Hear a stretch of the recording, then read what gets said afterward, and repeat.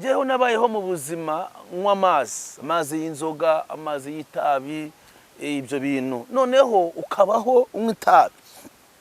Navukiye mu karere ka Rubavu, ngira amahirwe, Imana irandinda, naciye mu buzima bwa jenoside, famiye yanjye ipfa muri jenoside, nge ndasigara ndarokoka, ariko nyuma yo kurokoka kwanjye habaye ikintu cyo kwanga Imana. Noneho mu buzima nabayemo bwari ubuzima bwo kugira ibyonwa kuva 1988 kuzamuka 9 kuzamuka 2, hari imyaka nabayeho myinshi ndi rasta.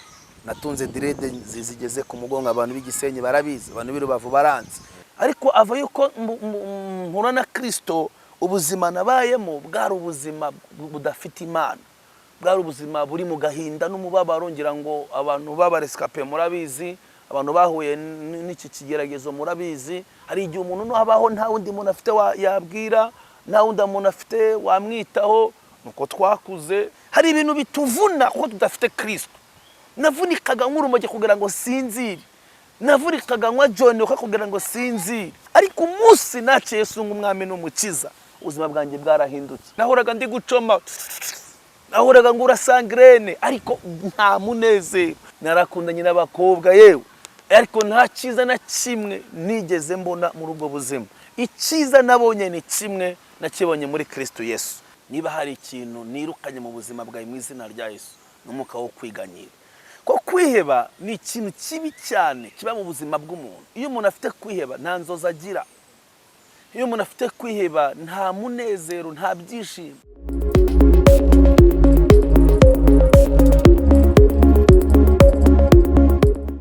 Yes, turabakiriye neza, turongeye turabasuhuje. Ni Sam nk'ibisanzwe, turabakiriye kuri Sam TV. Turabashimiye, tugushimiye wowe wakoze subscribe, dukurikirana umunsi ku wundi. Nawe utarakora subscribe turagusaba kuyikora kugira ngo ujye ubana natwe umunsi ku wundi dukurikirane ibiganiro byacu. Nanone rero turi kumwe na pasiteri wacu, Pastor Steven. Turakwakiriye nanone kuri Sam TV, Pastor. Amen. Turabashimiye rwose. Turanezerewe, turashimye Imana nyine kuduha uyu mwanya wo kongera kuba hano. Nekereza ko abo twabanye n'ubu nongeye ndagarutse kuri Sam TV. Wakoze subscribe, Imana igumugisha, utarayikora ni ngombwa. Erega buriya iyo ubikoze bituma igihe cyose Sam agize icyo ashyiraho kikugeraho bitagoranye, byihuse cyane. Amen. Ubushize rero kandi twasezeranyije abantu ko tuzagaruka hano duha ubuhamya. Yego, duha ubuhamya. Rero twagira ngo n'ubundi tuguhe ikaze tudatindiye abadukurikiye, kugira ngo duhe ubuhamya by'Imana yagukoreye, aho Imana yakuvanye. Burya ubuhamya hari abantu benshi bukiza. Nawe ngusabye dukurikiye kugira ngo ukurikirane neza paka iki kiganiro kirangiye, ukurikirane buno buhamya. Nawe niba hari ubuhamya ufite ushaka kuza kugusangiza abantu, yego, uduhamagare uze uduhe ubuhamya. Niba ijambo ry'Imana ufite uze ubwiriza abantu. Mbese ni karibu kuri Sam TV. So Pastor, ni karibu rero, turakwakiriye. Ni karibu. Imana igumugisha, kadusenge. Uri mwiza kuba gutegereje, uri mwiza kuba kwizeye, uri Kristo, uri data wa twese. Ubuzima bwacu buri muri wewe, ubwo afite byose, uri muri wewe nta cyakina, kandi wakubonye aba yabonye ubuzima. Yesu rero ngwino bane natwe muri gahunda, uze kudushigikira, dushigikire, ari nge ari no tureba, twese tubone ubutabazi buturutse kuri wewe mu izina rya Kristo Yesu. Amen. Imana rero iduhana umugisha. Reka manze some ijambo ry'Imana rito cyane mbere yuko baho buhamya gatoya urugendo rwanjye rwo gukizwa.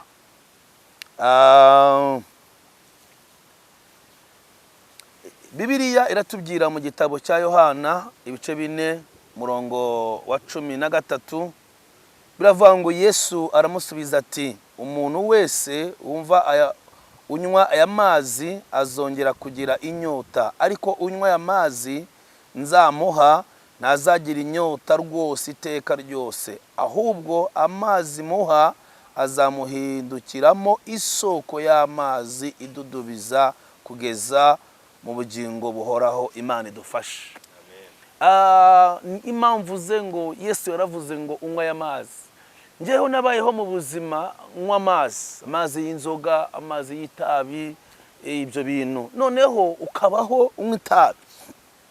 Navukiye mu karere ka Rubavu, ngira amahirwe, Imana irandinda, naciye mu buzima bwa jenoside, famiye yanjye ipfa muri jenoside, njye ndasigara ndarokoka. Ariko nyuma yo kurokoka kwanjye habaye ikintu cyo kwanga Imana. Noneho mu buzima nabayemo bwari ubuzima bwo kugira ibyo nywa. Ndavuga urumogi, ndavuga amawayini, ndavuga ibindi bintu runaka. Noneho umunsi umwe nza kugira umugisha mpura na Kristo. Ariko ava yuko mpura na Kristo, ubuzima nabayemo bwari ubuzima budafite Imana. Bwari ubuzima buri mu gahinda n'umubabaro. Ngira ngo abantu babarescape murabizi, abantu bahuye n'iki kigeragezo murabizi. Hari igihe umuntu no habaho nta wundi muntu afite yabwira, nta wundi muntu afite wamwitaho. Nuko twakuze, byo wundi nagize n'ibyago, nari sigaranye ariwe shangazi nawe arataha. Ariko icyo nshatse kuvuga ni iki? Ni ukubera ko ubuzima nabagamo bwari ubuzima budafite Imana. Ifite igihugu cyiza, ifite abayobozi beza, bananyitaho, banagerageza. Ariko nyine ako kantu ko kuba nafite ababyeyi, kuba nafite abamfasha, kuba nafite famille, kuba nafite undeberera, noneho nanone kuba nafite Yesu. Yesu rero yahuye n'uyu mugore, yaragiye gushaka amazi. Haramubwira ati uriho uravunika, hari ibintu bituvuna kuko tudafite Kristo. Navunikaga nk'urumogi kugira ngo sinzire, navunikaga nkwa John kugira ngo sinzire, navunikaga ngira ibyo nkwa kugira ngo sinzire. Ariko umunsi naciye Yesu nk'umwami n'umukiza, ubuzima bwanjye bwarahindutse. Uyu mugore nawe atarahura na Yesu yahuraga yikoreye ikibindi, nahoraga ndi gucoma, nahoraga ngura sangrene, ariko nta munezero. Ngurumva ngo umuntu ngo asinze ariko anyweye urumogi. Nyine yo nta Yesu niko bigenda. Ariko iyo amaze kugira Yesu, urumogi rurashira, ukabaho mu buzima bufite Imana, mu buzima bufite agakiza. Ndashaka kugira iki urubyiruko? Ndagira ngo ubwire ngo nta cyiza kiri mu biyobyabwenge, nta cyiza na kimwe uzabona mu biyobyabwenge. Ngo akabari, ngo inzoga, ayiwe narakundanye n'abakobwa yewe, ariko nta cyiza na kimwe nigeze mbona muri ubwo buzima. Icyiza nabonye ni kimwe, nakibonye muri Kristo Yesu. Imana rero iguha umugisha, nubwo imvura iturogoye, ikirere kikaba kimeze nabi, ariko nibura umenye ko urumogi ntacyo rwakumarira, inzoga ntacyo yakumarira. Igifite umumaro ni Kristo. Iyo ufite Yesu mu buzima bwawe, itimanye umwana wayo igikore imirimo. Uyu mugore yahuye na Yesu, ubuzima bwe burahinduka. Uyu mugore yahuye na Yesu, amateka arahinduka. Uyu mugore yahuye na Yesu, yewe aba afasha na Yesu kuvuga ubutumwa. Ndagira ngo ubwire ngo iki gihe cyawe cyo gukizwa kugira ngo udufashe kuvuga ubutumwa mu mahanga. Rero umunsi ukijijwe, umunsi wakijijwe, amateka azahinduka. Iyo wahuye na Yesu, ibitagenda neza biragenda. Iyo wahuye na Yesu, amateka arahinduka. Iyo wahuye na Yesu, ibintu birakunda. Inyungu iba mu guhura na Yesu. Iteka ryose umuntu wahuye na Yesu, hari ibintu bihinduka mu buzima bwe. Urabona ndaho ngaho nyine kubera kudahura na Yesu, urumva namaze igihe kinini nk'urumogi kuko nta bundi buzima. Urabona umuntu n'imfubyi ariho mu buzima bwo kwiheba, kwiganyira. Hari igihe Satani adutera ikintu bita kwiheba no kwiganyira. Umva ngo ubwire bro, niba hari ikintu nirukanye mu buzima bwawe mu izina rya Yesu, n'umuka wo kwiganyira. Ko kwiheba ni ikintu kibi cyane kiba mu buzima bw'umuntu. Iyo umuntu afite kwiheba nta nzozi agira, iyo umuntu afite kwiheba nta munezero, nta byishimo. Buriya Samo, ikintu cya mbere uzarwanya ni ikintu bita kwiheba. Uzi ko iyo umuntu afite kwiheba ni handi usanga yanyweye kokayine, yanyweye mugo, nta byiringiro by'ubuzima bagifite, abasa nkaho abona kubaho ntacyo bimaze. Umuntu avuye kwiga, arangije kaminuza, sibyo, wenda yize ikigo runaka, sibyo, ugasanga aho kugira ngo ase na cya kigo, atekereze nka cya kigo, ahubwo mugo, urumogi, nirwo ruhise ayewewe, nirwo ruhise rufata iya mbere kubera kwa kwiheba kwiwe. Samu, niba hari ikintu ugomba kujya usengera tunagerageza kugira ngo turebe ko aba bantu twabafasha, ni kwirukana umwuka wo kwiheba. Kuko Samu uzarebe iyo umuntu yiheba nta mushinga agira. Uzi yuko nta n'inzozi agira, ahora yumva ibintu bye byose birangira ako kandi n'ubundi se ejo n'ubundi ko atarahange se si wenda akora ngo n'ubundi bimara iki, bingeze kuki, ahita abona ko nta minsi afite n'ubundi, nta abantu bose abona bamwanga, abona ibintu byose isi yamurangiriye. Niyo mpamvu uyu mugore wenda ntabwo nakomeje, ariko Bibiliya tubwiye ngo Yesu uwo mugore aramubwira ati databuja mpa kuri ayo mazi, ntazagira inyota kandi ntazagaruka kuvoma hano kuko ari kure. Doko yavaga kure aje kuvoma. Noneho ndaje ngubwire inkuru urimo. Yesu ngo aramubwira ati genda uhamagara umugabo wawe maze ugaruke hano. Umugore aramusubiza ati nta mugabo ufite. Uyu mugore yagiraga abagabo benshi. Ubuzima turimo nonaha ntago ari ubwacu kuko na Yesu turahura nawe. Iyo wahuye na Yesu ubuzima burahinduka. Nico rero uyu mugore amaze guhura na Yesu ngo yagiye guhamagara abantu ngo mpuye n'umuhanuzi muze murebe Rabi. Uzi ko uyu mugore yafashije Yesu kuvuga ubutumwa cyane. Biravuze ngo mwene data shuti yanjye, niba hari ikintu Yesu akeneye aragukeneye ngo umufashe kwamamaza ubutumwa. So ndakomeje rero, urumva rero ndaho ngaho mu rugo ni Gisenyi, bayo mu buzima budafite ishusho, ngise kweba no kwiganyira. Urumogi rero rugira amoko atatu niyo narinzi. Hari Kinyambegu, hari Gashogoro, hari na Sangirene. We ntabyo uzi peti. Imana ishimwe kutanyweye urwo rumogi. Urumva noneho Kinyambegu nta swingiro uzana, Gashogoro nayo nuko, ariko Sangirene ngewe nanywa Gasangirene, narangiza kunywa Sangirene ngumva narinzi koga. Ese pastor tukiri aho ngaho gato, muri ubwo buzima bwose wabaga uba ku muhanda, wari ufite umuryango ubamo, mbese ishusho tubwire n'ishusho uko abantu mwabanaga bakubonaga nuko byagendaga nyine mu gihe uri muri ibyo bintu, mu gihe wabaga wabikoze cyangwa se mu gihe wabaga uri muri iyo y'ibyo bintu wahuye nabyo. Uyanjye nabaga mba muri famille nari mfite amafaranga. Nari mfite amafaranga mwana, ari mfite ifaranga kuko muze yakoraga mu ruganda. Nabaga mfite amafaranga.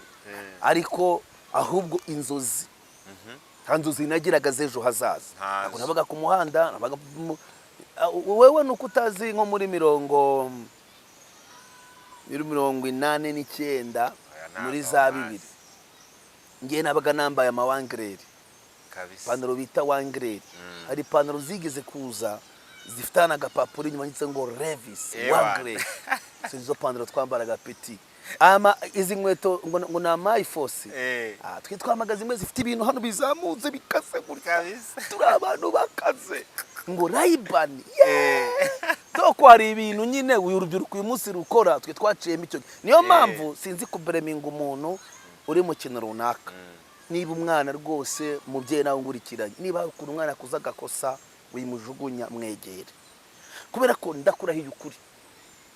Iyo umwana ngiye niyo mpamvu ndishite n'urubyiruko ko umuntu yanyweye yereye mu kabari ntabwo bivuze ko ejo yagumayo. Akeneye umuntu umwegera, akeneye umuntu umuha urukundo. Abo bo barakuga ati subira iyo waraye ni bibi.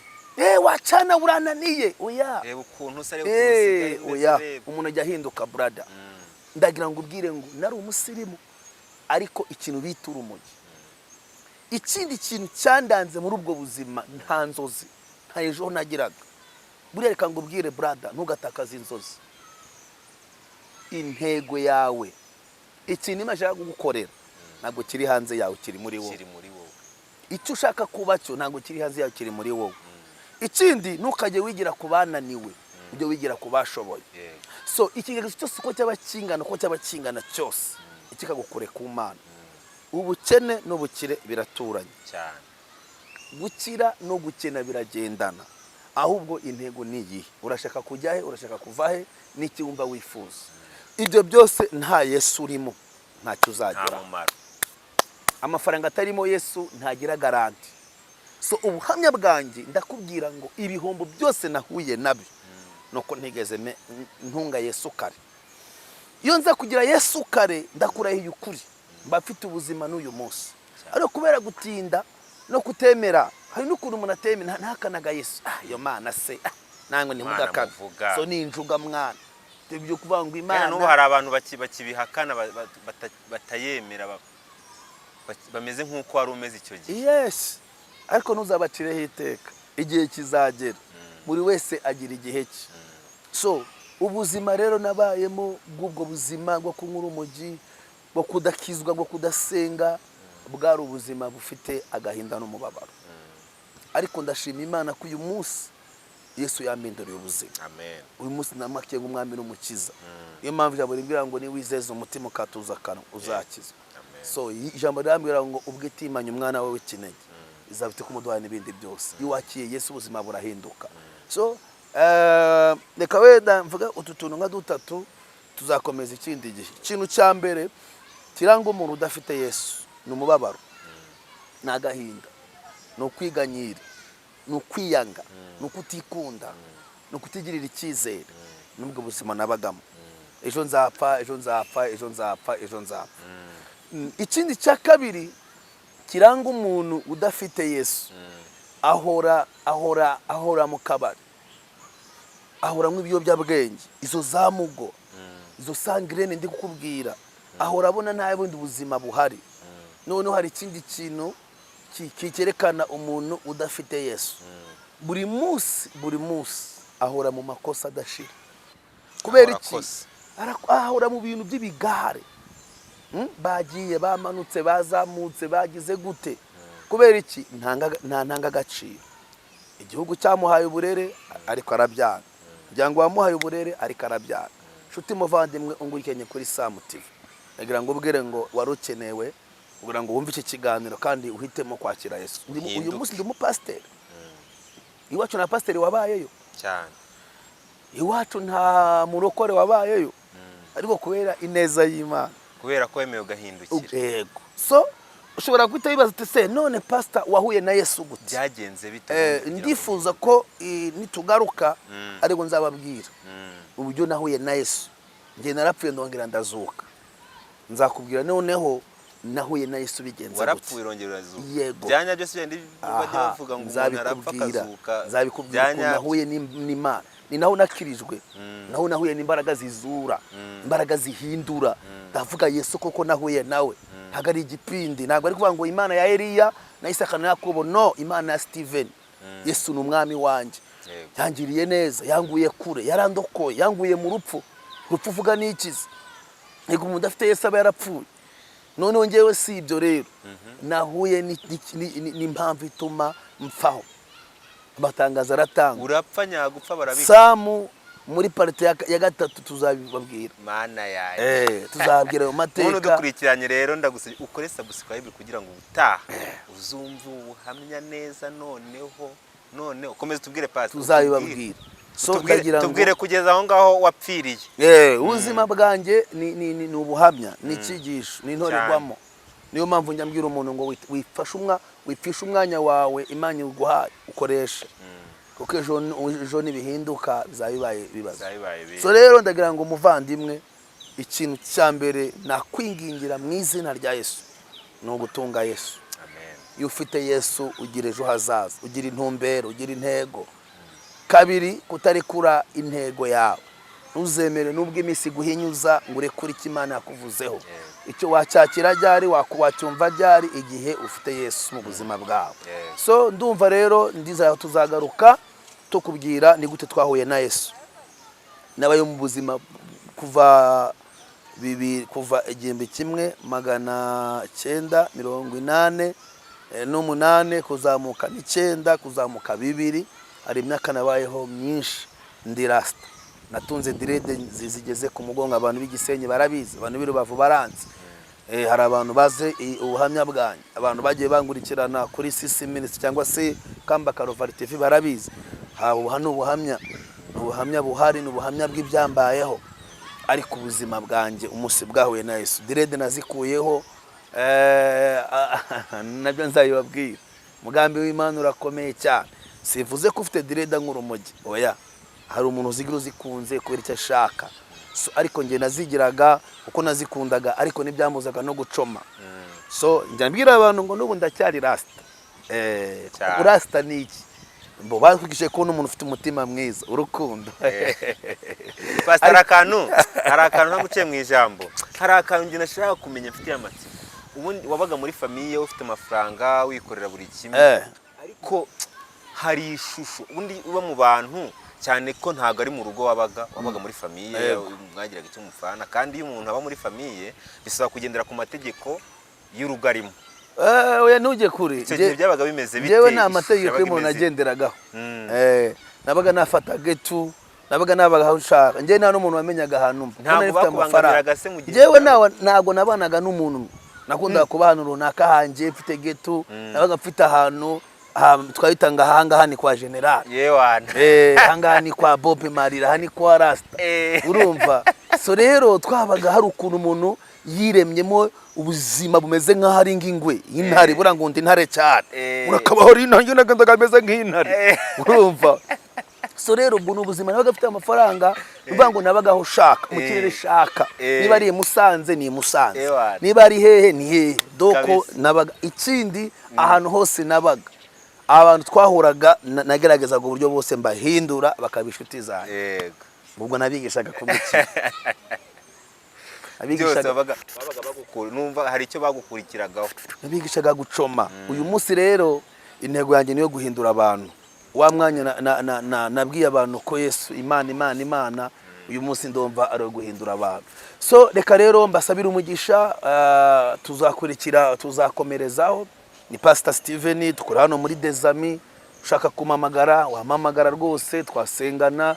Ndi hano kugira ngo dufatanye cyane cyane urubyiruko, cyane cyane uwo mwana kunaniye mama, ushaka kumuyo numero yanjye kuko ndabizi ko Imana ifite umugambi mweza. Wambaza ngo Pastor nakubona gute? 078 3 6 7 turi hano muri Dezami tugasengana, twagufasha sobanura inzozi, kwinginga Imana, kumva icyo umwuka avuga, ndetse no mu bikomere bindi. Ari ibikomere byinshi umuntu yabanye nabyo ariko abikira ahuye na Kristo Yesu. Imana ibaho umugisha, ndabakunda.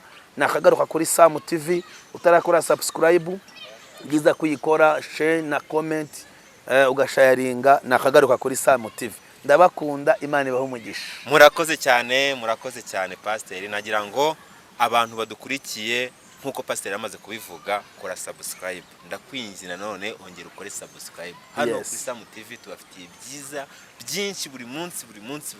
We dukurikirane gusa umenye, umenye muri comment twandikire, hari ibyo udasobanukiwe tugusobanurire. Yego. Tugusobanurire niba hari ijambo ryagucengeye ukaba hari icyo ushaka kurisobanukirwaho.